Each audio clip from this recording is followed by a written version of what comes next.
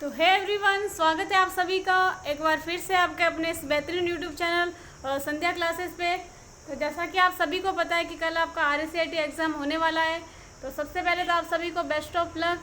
आप सभी का पेपर कल काफ़ी अच्छा होने वाला है क्योंकि आप सभी जुड़े थे RSCIT के और नंबर 1 चैनल के साथ में। आप सभी के सामने पहला क्वेश्चन है। यहाँ पे जो भी इस क्वेश्चन का आंसर बनता है आपको कमेंट के द्वारा बताना है। यहाँ पे आपको पूछा गया है कि एक्सेल में बनी हुई फाइल का डिफ़ॉल्ट नाम क्या होता है। ऑप्शन फर्स्ट है बुक 1, डॉक्यूमेंट 1, शीट 1 या फिर अनटाइटल। तो एक्सेल में बनी हुई फाइल का डिफ़ॉल्ट नाम होता है बुक 1। तो यहाँ से आपका ऑप्शन ए जो है बिल्कुल ही करेक्ट हो जाता है। अगर आपको MS वर्ड का पूछे कि MS वर्ड में बनने वाली जो फाइल है उसका डिफ़ॉल्ट नाम क्या होता है तो आपको डॉक्यूमेंट 1 याद रखना है। इस क्वेश्चन का आंसर यहाँ पे आपका ऑप्शन नंबर ए जो है यानी कि बुक 1 बिल्कुल ही करेक्ट हो जाता है। अगला क्वेश्चन है आप सभी के सामने। क्वेश्चन आपसे पूछा गया है कि पावर पॉइंट में बनाई प्रस्तुति को स्क्रीन पर प्रदर्शित करने के लिए आप किस कमांड का प्रयोग कर सकते हो। तो पहला ऑप्शन है व्यू शो या फिर स्लाइड शो और कस्टम व्यू या फिर स्लाइड शो ऑप्शन। तो आपको यहाँ पे इसका आंसर बताना है कि राइट क्या हो सकता है। तो यहाँ पे आपका हो जाएगा यानी कि स्लाइड शो व्यू के द्वारा आप देख सकते हो। तो ऑप्शन डी यहाँ से आप सभी का बिल्कुल ही करेक्ट हो जाता है। अगला क्वेश्चन है आप सभी के सामने। निम्न में से कौन से एक पेज ओरिएंटेशन के प्रकार है। पहला ऑप्शन है पोर्ट्रेट और लैंडस्केप, ए और बी दोनों या फिर उपरोक्त में से कोई नहीं। तो आपको यहाँ पे ओरिएंटेशन के प्रकार बताने हैं। तो यहाँ से आपका पोर्ट्रेट भी होता है और लैंडस्केप भी होता है यानी कि ऑप्शन सी जो है आपका बिल्कुल ही करेक्ट हो जाता है। ओरिएंटेशन क्या करता है, पेज की स्थिति बताता है कि पेज आपको कैसे रखना है। अगर आपके सामने ऐसे सीधे फॉर्मेट में होगा तो ये वाला पेज आपका पोर्ट्रेट कहलाएगा और ऐसे सॉर्ट फॉर्मेट में होगा तो ये वाला पेज आपका लैंडस्केप कहलाएगा। या फिर आपको डायरेक्टली क्वेश्चन पूछा जा सकता है कि पोर्ट्रेट और लैंडस्केप क्या है तो आपको बताना है पेज के ओरिएंटेशन होते हैं। यहाँ से आपका ऑप्शन सी जो है बिल्कुल ही करेक्ट हो जाता है। अगला क्वेश्चन है निम्न में से कौन सा एक MS वर्ड में फॉन्ट स्टाइल नहीं है। सुपरस्क्रिप्ट, बोल्ड, रेगुलर या फिर इटैलिक। आपको क्या पूछा है कि MS वर्ड में फॉन्ट की स्टाइल नहीं है। बोल्ड, रेगुलर और इटैलिक ये तीनों फॉन्ट की स्टाइल होती है, जबकि आपको ऑप्शन दिया हुआ है सुपरस्क्रिप्ट ये फॉन्ट की स्टाइल नहीं होता है। तो ऑप्शन ए यहाँ से आप सभी का बिल्कुल ही करेक्ट हो जाता है। नेक्स्ट क्वेश्चन है आप सभी के सामने। बाई तरफ के किसी अकेले अक्षर को मिटाने के लिए आप किस कुंजी का प्रयोग कर सकते हो। बैक स्पेस, डिलीट, एंटर या फिर स्पेस बार। तो बाई ओर से अकेले अक्षर को मिटाना है तो आप बैक स्पेस का यूज़ कर सकते हैं। तो यहाँ से आपका ऑप्शन बी जो है बिल्कुल ही करेक्ट हो जाता है। इसके अलावा डिलीट का क्वेश्चन पूछे कि दाई ओर से मिटाने के लिए तो डी से आपको द याद रखना है। दाई ओर से पूछे तो आपका यहाँ से डिलीट हो जाएगा। और एंटर का क्वेश्चन बना कि MS वर्ड में नया पेज दर्ज करने की शॉर्टकट कुंजी है तो आपको एंटर का याद रखना है। यहाँ पे बाई ओर से पूछा था तो आपका बैक स्पेस बिल्कुल ही करेक्ट हो जाता है। तो नेक्स्ट क्वेश्चन है कौन सी कुंजी दबाने पर स्लाइड शो समाप्त हो जाता है। और एस्केप की, शिफ्ट की या फिर Alt+M या फिर Ctrl+F4। तो एस्केप कुंजी दबाने से स्लाइड शो समाप्त हो जाता है। तो यहाँ से आपका ऑप्शन ए जो है करेक्ट हो जाता है। नेक्स्ट क्वेश्चन है आप सभी के सामने। मोशन पाथ क्या है। पहला ऑप्शन है स्लाइड को बढ़ाने का एक तरीका या फिर एक स्लाइड को आइटम पर मूव करने की विधि, एनिमेशन इफेक्ट या फिर उपरोक्त सभी। तो मोशन पाथ आपका क्या होता है, एक स्लाइड पर आइटम्स को मूव करने की विधि होती है। तो यहाँ से आपका ऑप्शन बी जो है बिल्कुल ही करेक्ट हो जाता है। अगला क्वेश्चन है वर्कशीट में रो तथा कॉलम टाइटल को होल्ड करने हेतु ताकि जब वर्कशीट को स्क्रॉल किया जाए तो वे स्क्रॉल न हो, आप निम्न में से आप किन का उपयोग कर सकते हैं। और पहला ऑप्शन है फ्रीज पेंस कमांड या फिर अन्य freeze panes command, split command या फिर उपरोक्त में से कोई नहीं। तो आप यहाँ पे फ्रीज पेंस कमांड का यूज़ कर सकते हैं। तो यहाँ से आपका ऑप्शन ए बिल्कुल ही करेक्ट हो जाता है। और अगला क्वेश्चन है आप सभी के सामने। माइक्रोसॉफ्ट एक्सेल 2010 में चयनित सेल से एक चार्ट बनाने के लिए कीबोर्ड की किस कुंजी का प्रयोग किया जाता है। F3 या फिर F11, F5 या फिर F7। तो यहाँ से आपको याद रखना है कि माइक्रोसॉफ्ट एक्सेल 2010 में 6 सेल से एक चार्ट बनाने की जो शॉर्टकट कुंजी है, यहाँ से आपकी F11 हो जाएगी। तो ऑप्शन बी यहाँ से आप सभी का बिल्कुल ही करेक्ट हो जाता है। अगला क्वेश्चन है, प्रोग्रामों का संग्रह है जो विशेष प्रयोजन के लिए लिखा जाता है, हार्डवेयर, सॉफ्टवेयर या फिर ए और बी दोनों या उपरोक्त में से कोई नहीं। तो प्रोग्रामों का समूह आपका कौन सा होता है? सॉफ्टवेयर होता है। तो यहाँ से आपका ऑप्शन बी जो है बिल्कुल ही करेक्ट हो जाता है। अगला क्वेश्चन है, एक नेटवर्क या इंटरनेट के माध्यम तक आपके कंप्यूटर तक पहुंच प्राप्त करने से हैकर्स या फिर दुर्भावनापूर्ण सॉफ्टवेयर को रोकने में मदद कर सकता है, फायरवॉल, एंटीवायरस, कंट्रोल पैनल या फिर उपरोक्त में से कोई नहीं। तो यहाँ से आपका फायरवॉल मदद कर सकता है। तो ऑप्शन ए जो है आपका यहाँ से बिल्कुल ही करेक्ट हो जाता है। और नेक्स्ट क्वेश्चन है, MS वर्ड 2010 में फॉर्मेट पेंटर का उपयोग करके विशिष्ट पाठ के प्रारूप की प्रतिलिपि बनाने के लिए शॉर्टकट कुंजी है। यहाँ पे आपको फॉर्मेट पेंटर की शॉर्टकट की पूछा है। तो यहाँ से आपका हो जाएगा कंट्रोल शिफ्ट के साथ में सी, यानी कि ऑप्शन ए आप सभी का यहाँ से बिल्कुल ही करेक्ट हो जाता है।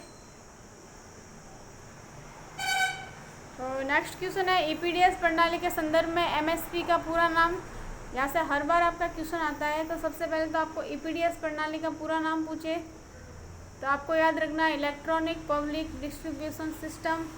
इसके तहत राशन मिलता है 2 वर्गों को, एक मिलेगा APL का पूछे कि EPDS प्रणाली के संदर्भ में APL का पूरा नाम, तो एबव पॉवर्टी लाइन। अगर BPL का पूछे तो होगा बिलो पॉवर्टी लाइन। और इसी के संदर्भ में अगर आपसे MSP का पूछे तो हो जाएगा आपका यहाँ से मिनिमम सपोर्ट प्राइस। और FPS का पूछे तो आपको याद रखना है फेयर प्राइस शॉप। तो यहाँ से आपका ऑप्शन ए जो है बिल्कुल ही करेक्ट हो जाता है। और नेक्स्ट क्वेश्चन है, किसका उपयोग 2 या 2 से अधिक मोबाइल उपकरणों के बीच फाइलों को स्थानांतरित करने के लिए किया जाता है? ब्लूटूथ, गूगल मैप, राजस्थान संपर्क या फिर गूगल ग्लास। तो यहाँ से आपका ब्लूटूथ बिल्कुल ही करेक्ट हो जाता है, यानी कि कम दूरी के लिए आप डेटा शेयर कर सकते हो। इसके अलावा शेयर इट ऑप्शन मिले तो उसके द्वारा भी आप कर सकते हो। गूगल मैप का जो है रास्ता एवं दिशाएं खोजने के लिए इसका यूज़ होता है। तो यहाँ से आपका ब्लूटूथ बिल्कुल ही करेक्ट हो जाता है। और नेक्स्ट क्वेश्चन है आप सभी के सामने, विंडोज़ 10 में फाइल या फोल्डर को लॉक करने के लिए आपकी कौन सी एप्लीकेशन मदद कर सकती है? Windows defender, Cortana, folder lock या फिर उपरोक्त सभी। तो यहाँ से आपका फोल्डर लॉक करेक्ट हो जाता है, यानी कि ऑप्शन सी यहाँ से आप सभी का बिल्कुल ही करेक्ट हो जाता है। अगला क्वेश्चन है, जब कोई यूज़र खाली जगह पर माउस ले जाता है तो वो हैंड के आकार का हो जाता है, यानी कि किस पे यूज़र जो है माउस लेके जाता है तो वो हैंड के आकार का हो जाता है? हाइपरलिंक, बुकमार्क, क्रॉस रेफरेंस या फिर ड्रॉप कैप। तो जब यूज़र क्या करता है हाइपरलिंक पर माउस लेके जाता है तो हैंड के आकार का हो जाता है। तो यहाँ से आपका हाइपरलिंक ऑप्शन ए आप सभी का बिल्कुल ही करेक्ट हो जाता है। हाइपरलिंक की शॉर्टकट कुंजी पूछे तो आपको याद रखना है Ctrl+K हो जाएगी यहाँ से। नेक्स्ट क्वेश्चन है, ISP का पूरा नाम। तो ISP का पूरा नाम यहाँ से आपका हो जाएगा internet service provider. Option A आप सभी का यहाँ से बिल्कुल ही करेक्ट हो जाता है। अगला क्वेश्चन है, कौन सा ऐप जो है नागरिक मुद्दों को हल करने और समाधान प्रदान करने के लिए बनाया गया है? पामासा, APDS या फिर राजस्थान संपर्क या ई-मित्र। तो यहाँ से आपका राजस्थान संपर्क बिल्कुल ही करेक्ट हो जाता है। नेक्स्ट क्वेश्चन है, पैराग्राफ की प्रत्येक लाइन को लेफ्ट और राइट मार्जिन के मध्य अलाइन करता है? सेंटर, जस्टिफाई या फिर अलाइन टेक्स्ट या फिर उपरोक्त में से कोई नहीं।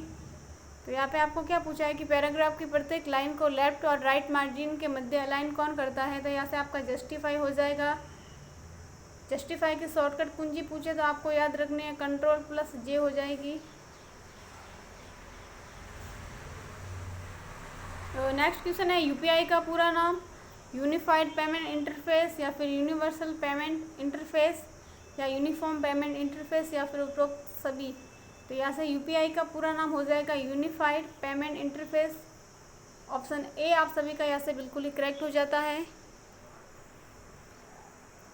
और नेक्स्ट क्वेश्चन है, जिन फाइलों और फोल्डरों को आप हटाना चाहते हैं उसके लिए अस्थायी भंडारण कौन सा फोल्डर प्रदान करता है?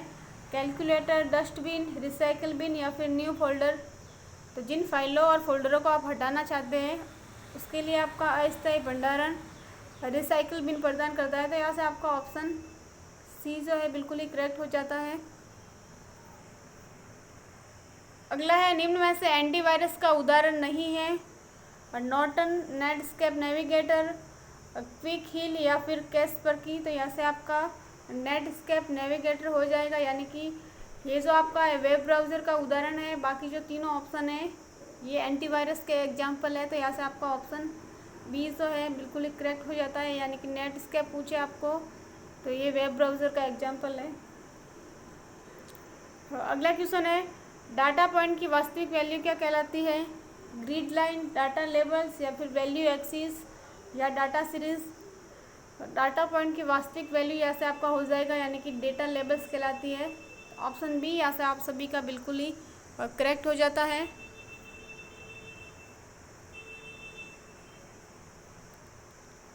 अगला क्वेश्चन है, वह कौन सा डिवाइस है जो एनालॉग सिग्नल को डिजिटल में परिवर्तन करता है? वाईफाई, मॉडेम, डीएसएल या फिर आईएसपी? तो यहाँ से आपका मॉडेम बिल्कुल ही करेक्ट हो जाता है, यानी कि एनालॉग सिग्नल को डिजिटल और डिजिटल सिग्नल को एनालॉग में बदलता है। यहाँ से मॉडेम का पूरा नाम पूछे तो आपको याद रखना है मॉड्यूलेटर, 2D मॉड्यूलेटर हो जाएगा। वाईफाई का पूरा नाम पूछे यानी कि हॉटस्पॉट के लिए किस कनेक्टिविटी की आवश्यकता होती है, तो आपको वाईफाई याद रखना है। वाईफाई का पूरा नाम पूछा तो वायरलेस फिडिलिटी होती है। अगर इसकी रेंज पूछे कि घर के अंदर कितनी हो सकती है तो आपको 20 मीटर याद रखना है या फिर 66 फीट। डीएसएल का हो जाएगा डिजिटल सब्सक्राइबर लाइन, और आईएसपी का आपको बता दिया यहाँ से इंटरनेट सर्विस प्रोवाइडर, यानी कि ऑप्शन बी यहाँ से आप सभी का बिल्कुल ही करेक्ट हो जाता है। तो अगला क्वेश्चन है, पैन कार्ड आवेदन के लिए कौन सी वेबसाइट है? NSDL या फिर UIDAI, ITR या फिर उपरोक्त में से कोई नहीं? तो पैन कार्ड आवेदन के लिए वेबसाइट आपकी हो जाएगी NSDL। इसका पूरा नाम पूछे तो होगा नेशनल सिक्योरिटी डिपॉजिटरी लिमिटेड। अगर आपसे पूछे पैन का पूरा नाम, इसका हो जाएगा परमानेंट अकाउंट नंबर। नया पैन आवेदन के लिए कौन सा फॉर्म भरा जाता है, तो आपको याद रखना है 49A। इसके अलावा आधार कार्ड का क्वेश्चन बने कि आधार कार्ड को किसने जारी किया है, तो आपको याद रखना है UIDAI द्वारा जारी होता है। और इसका पूरा नाम पूछा तो unique identification authority of India. तो इसके अंदर कितने अंक होते हैं, तो आपको 12 याद रखने हैं। यहाँ से आपका ऑप्शन ए जो है बिल्कुल ही करेक्ट हो जाता है। अगला क्वेश्चन है, कौन सी मेमोरी के डेटा को बिजली के सिग्नल से मिटाया जा सकता है? DRAM, PROM या फिर EPROM या फिर EEPROM? तो यहाँ से आपका हो जाएगा ऑप्शन डी, यानी कि EEPROM, electronic erasable programmable read only memory. आपको यहाँ से बिल्कुल ही करेक्ट हो जाता है। अगला क्वेश्चन है, बूटिंग क्या है? पहला ऑप्शन है कंप्यूटर को स्टार्ट करना, कंप्यूटर को बंद करना या फिर कंप्यूटर को रिप्लेस करना या फिर उपरोक्त सभी। तो बूटिंग आपकी क्या होती है? कंप्यूटर को स्टार्ट करना बूटिंग कहलाता है। तो ऑप्शन ए आप सभी का यहाँ से बिल्कुल ही करेक्ट हो जाता है। अगला क्वेश्चन है, विंडोज़ 10 में किसी भी ऑब्जेक्ट का स्क्रीनशॉट लेने के लिए निम्न में से किसका उपयोग किया जाता है? Cortana, math input panel, snipping tool या फिर विंडोज़ स्टोर? तो आप किसी भी ऑब्जेक्ट का स्क्रीनशॉट लेना चाहते हैं तो आप स्निपिंग टूल का यूज़ करके ले सकते हैं। तो यहाँ से आपका ऑप्शन सी जो है बिल्कुल ही करेक्ट हो जाता है। इसके अलावा मैथ इनपुट पैनल का पूछे तो आपको याद रखना है कि मैथमेटिकल प्रॉब्लम्स को सॉल्व करने के लिए इसका यूज़ होता है। और विंडोज़ स्टोर से आप वीडियो गेम्स से, ऐप्स से आदि आप डाउनलोड कर सकते हैं। और कोर्टाना का पूछे तो ये होता है वॉइस फॉरवर्ड पर्सनल असिस्टेंट, जिसका यूज़ जो है सर्च बॉक्स की तरह किया जाता है। तो यहाँ से आपका स्निपिंग टूल बिल्कुल ही करेक्ट हो जाएगा। और नेक्स्ट क्वेश्चन है, एक्सेल 2003 व एक्सेल 2007 व एक्सेल 2010 की फाइलों का एक्सटेंशन नाम है। तो यहाँ से आपका 2003 का हो जाएगा XLS और 2007 व 2010 का सेम हो जाएगा, यानी कि XLSX और XLSX।